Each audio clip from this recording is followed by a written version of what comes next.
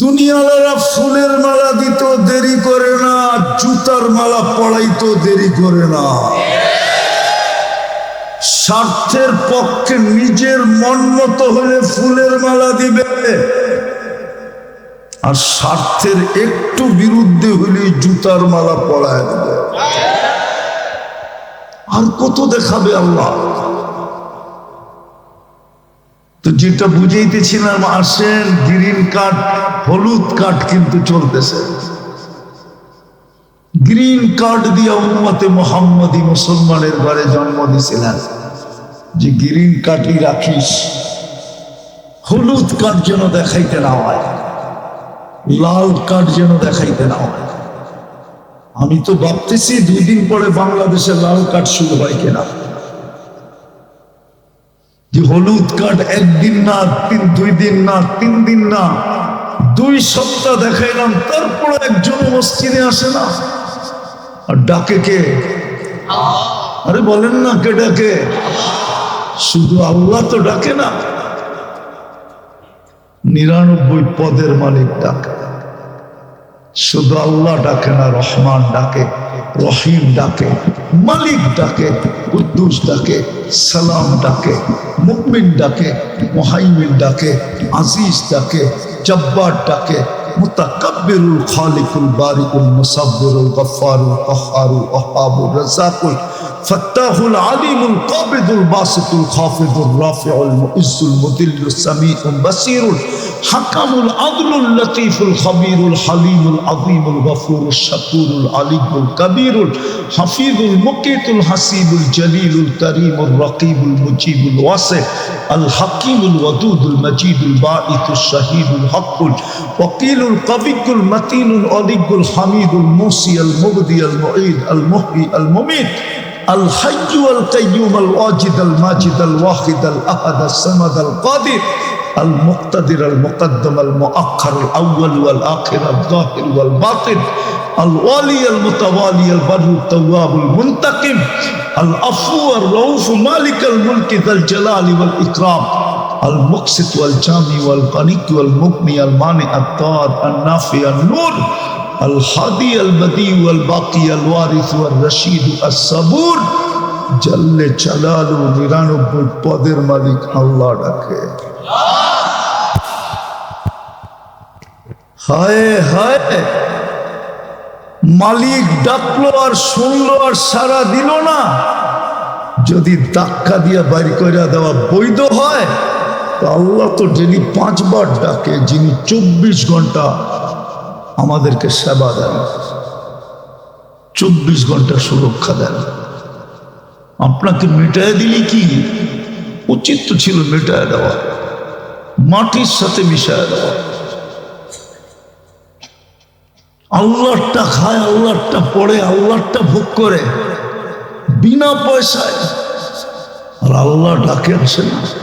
আপনি এই হুজুররা মক্তবে মাদ্রাসায় পড়ায়, ওনাদের মাদ্রাসায় মক্তবের ছেলেরা পড়ে 3 নম্বর হাদিস, মিফতাহুল জান্নাতিস সালাহ, নামাজ জান্নাতের চাবি। শুকরিয়া আদায় করেন, বাঁচা আছি এখনো, নাইলে একজনেরও বাঁচার কথা না। যুক্তিতে বলে না বাঁচে, যুক্তি বলে না ওকে সময় দেওয়া যায়। বলবেন বাঁচা আছি কি করে? শুধু কালি কামলিওয়ালার কারণে বেঁচে আছি। কালি কামলিওয়ালা চিনেন? হুজুররা চিনেন। মুহাম্মদুর রাসূলুল্লাহর কারণে, সাল্লাল্লাহু আলাইহি ওয়াসাল্লাম, ওনার চোখের পানির কারণে। জিবরিল জিজ্ঞাসা করছে কাঁদেন কেন? আল্লাহ জানে, কিন্তু জিজ্ঞাসা করছে দুনিয়াকে জানানোর জন্য, আপনি কাঁদেন কেন? বলছে তুমি কোরআন শোনাও, আমি শুনি, আমি শোনাই, তুমি শোনো। কোরআনে তো দেখি অতীত জাতিকে মাটির সাথে মিশায়া দিয়েছেন, আমার টিকো সমূলে ধ্বংস করে দিবেন। আল্লাহ জবাব পাঠাইছে, বন্ধু আপনারটাকে সমূলে ধ্বংস করবো না, বরং খুশির সংবাদ দিতেছি আপনাকে, আপনার উম্মতের কণ্ঠনালীতে রূহ আসার পূর্ব মুহূর্ত পর্যন্ত আমি ওর ইউটার্ন নেওয়ার অপেক্ষা করব, ফিরে আসার অপেক্ষায় অপেক্ষমান থাকব, তওবার অপেক্ষায় অপেক্ষমান থাকব। ও তওবা করে কিনা, তওবা করতে দেরি, মাফ করতে দেরি করব না। ইন্নাল্লাহা ইয়াকবিলু তাওবাতা আবদি হাত্তা ইউগারগির। শুধু নবীজির কারণে বেঁচে গেছে, নাইলে উচিত ছিল জাগারটা জাগায়।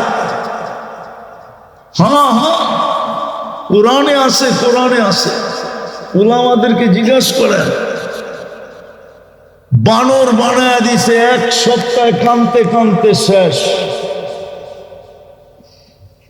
পুরা জাতি বানর বানায় দিছে, এক সপ্তাহ কানতে কানতে শেষ।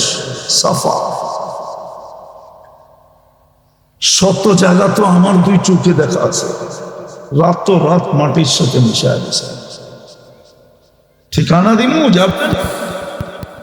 কওমে আদের মাথার খুলি এখনো রাখা আছে, আমি দুই চোখে দেখা বলছি। 6 ফিটের মানুষ একটা এদিকে দাঁড়াবে, একটা এইদিকে দাঁড়াবে, ওই খুলির উপর দিয়া ভিতর দিয়া একজন আরেকজনের পুরাপুরি দেখবে না। অ্যাড্রেস নেবেন আমার কাছ থেকে, দুই চোখে দেখা বলতেছি, আমার কাছ থেকে অ্যাড্রেস নিয়ে যেতে পারে, এখনো রাখা আছে। যারা বলছিল মান আসাদ্দু মিন্না কুওয়া, কোরআন বলে আমাদের চেয়ে শক্তিশালী কে? যারা জমিনে বাসি করতো না, ইয়ানহিতুনা মিনাল জিবালি বুয়ুতা, যারা পাহাড় খচিত করে বাস করতেন, বলতেন জমিন তো পেশাব পায়খানা, চাষাবাদের জন্য, এইখানে আবার বাস করে কি করে?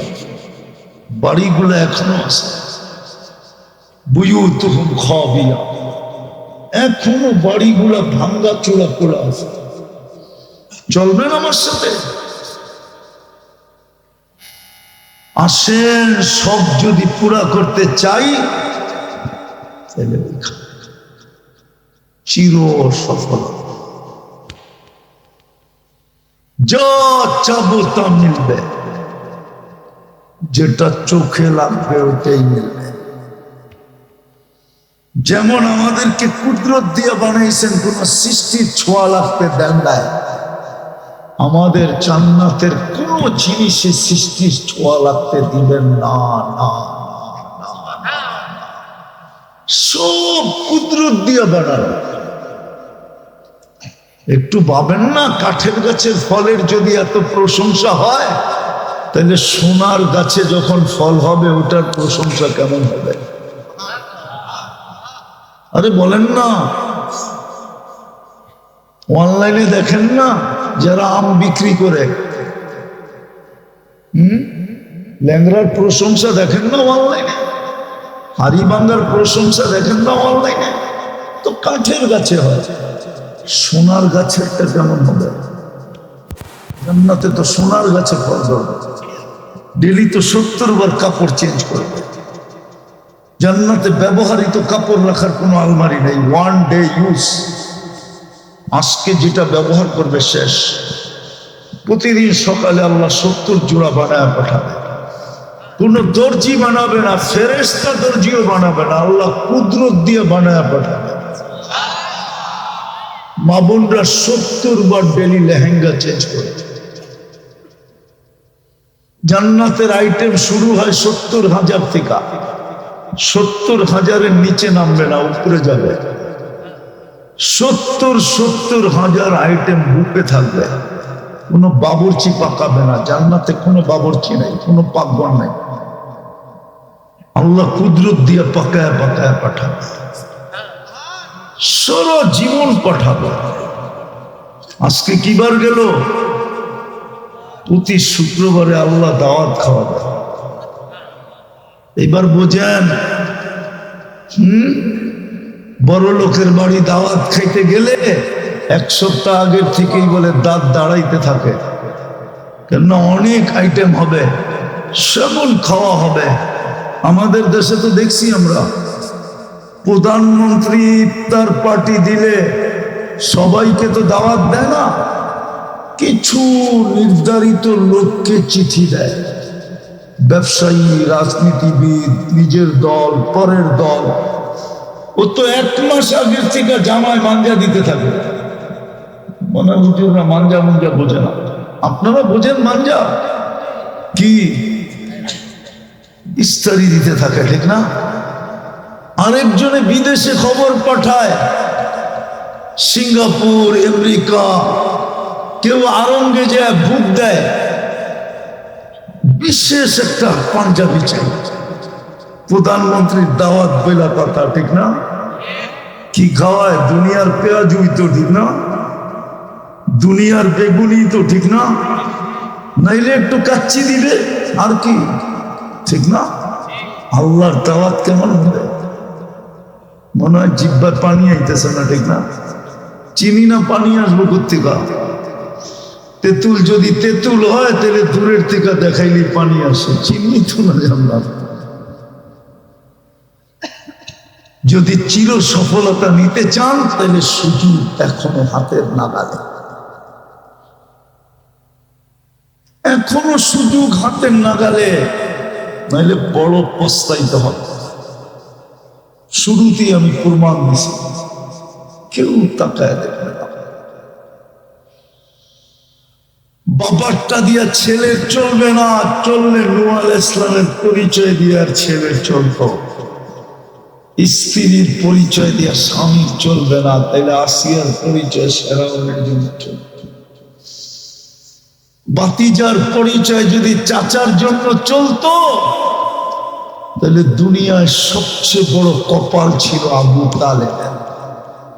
মুহাম্মদুর রাসূলুল্লাহর পরিচয় দিয়া চলত।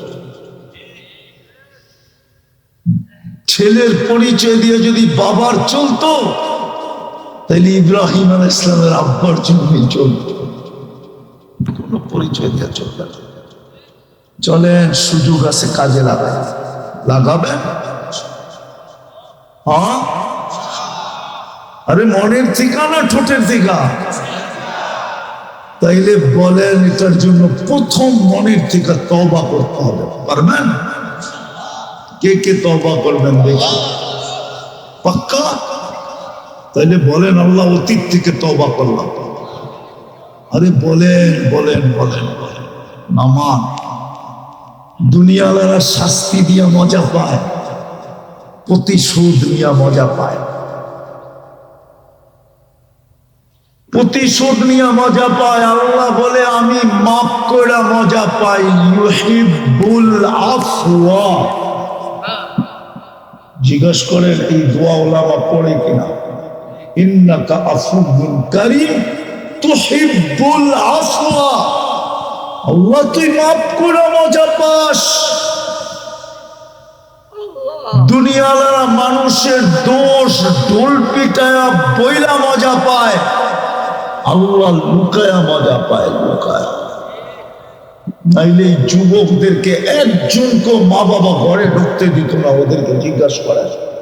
যদি ওরা সত্য বলে, ওরা সারা দিন নেটে যা দেখে আজে বাজে, যদি মা জানতো, বাবা জানতো, তাহলে কোনো দিন ওদেরকে ঘরে ঢুকতে দিত না।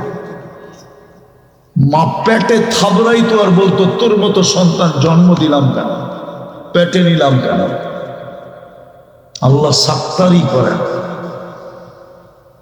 হ্যাঁ, আস্তুরুকা, আল্লাহ বলে আমি লুকাই।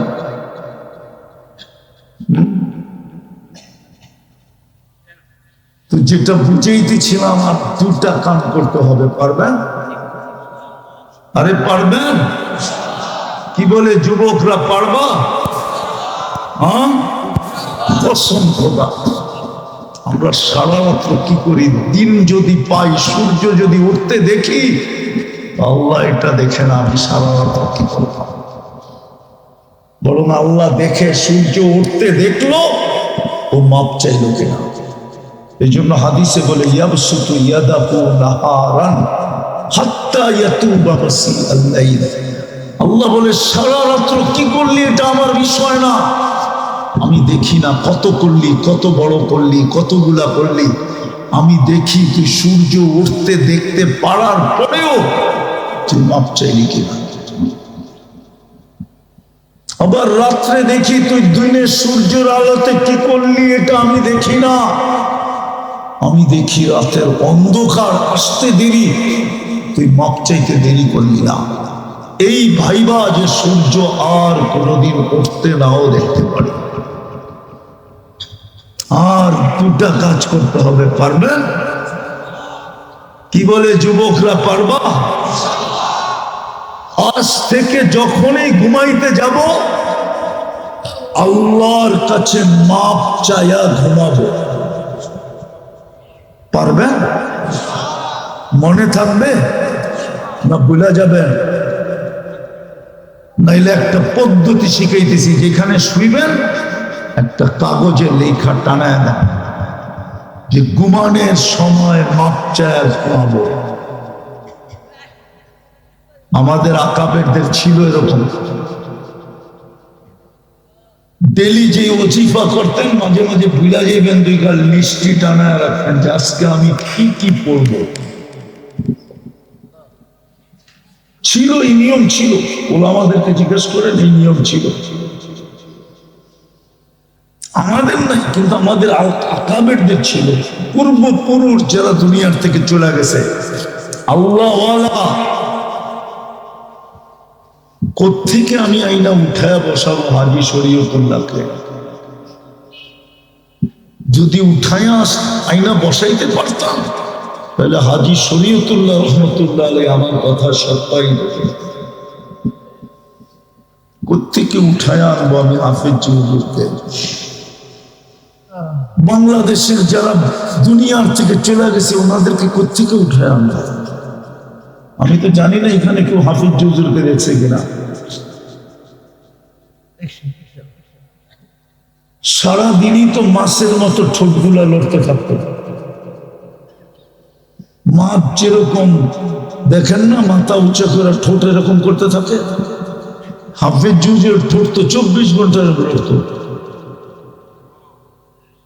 জিজ্ঞাস করলে বলতো আমি কোরআন পড়ি। হাফেজ ছিলেন, নামই তো হাফেজ জি, ঠিক না? হুইল চেয়ারে চলতেন, নামাজে দাঁড় করাইয়া দিলে 4 পারা 5 পারা দাঁড়ায় পড়তেন। ওনাদেরকে আমি কোথেকে আনবো স্টেজে? লিখা রাখেন, সারাদিন কিচ্ছু করেন না, কোনো আপত্তি নেই, কি করলেন এটাও বিষয় না। যখনই ঘুমাবো তখনই মাপ চাইবো। পারবেন? কে কে পারবেন দেখি? পাক্কা?